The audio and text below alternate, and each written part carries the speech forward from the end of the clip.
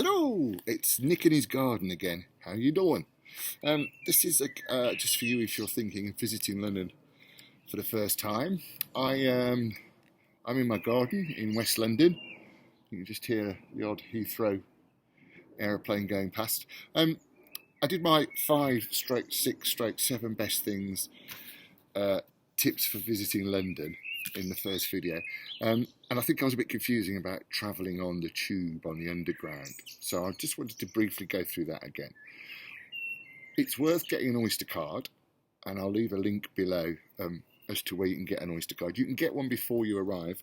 An Oyster card is a prepayment card, and I think I showed it you. That's what it looks like. Oh, upside down. And virtually every tube station that you come to in London will have a machine. You can either buy, I think it's about £5 for this, and then you can load it with money. You can use cash if you want to load it, to preload it. And then when you go on the buses and the tubes, you simply tap in and tap out. You can't use cash on Transport for London anymore. So you can't use cash on the buses or on the underground, on the tubes. Obviously, if you get a black cab, you can use cash as per. But Uber are here as well. Uber, you know, the hire people. But the other thing that you can do, which I forgot to mention last time, is if you've got a credit or a debit card with this little sign on here, that little thing there, it means it's contactless. So you can also use that to swipe in and swipe out when you travel. This is an old card, it's not being used anymore, so if you're a criminal, don't have any intent about these numbers, you could put money in my bank account. Anyway, we'll talk about that another time. And then the experience of getting on the underground is as you go into the tube station or as you get onto the bus, there will be a card reader with a yellow thing on it, and you literally then just touch your Oyster or your contactless debit or credit card to the reader, and it beeps, and that's it, off you jolly well go.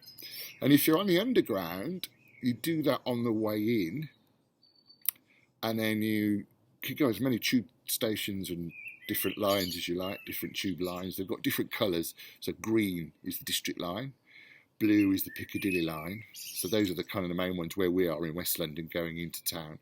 Then when you come up, as it were, when you've finished your journey and you come out of the underground station, you then tap out.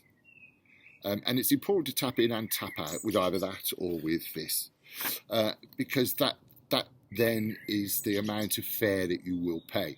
And I mentioned before, London Underground is split into zones from from zone 1 to 7, I think they are, 1 to 6 certainly. So you need to tap in and tap out so that you pay the right fare. Oh, it's a big one, isn't it? If you don't, then they just charge you the kind of the maximum amount, which I think is still only £6, but when you can pay £2.30 and you're close to £6, why wouldn't you? So just tap in and tap out with either your Oyster card or with your contactless debit or credit card. And that's all I wanted to clear up for this little video. Any comments, please let me know below. I'm sorry about the flight path. It's not really noisy normally.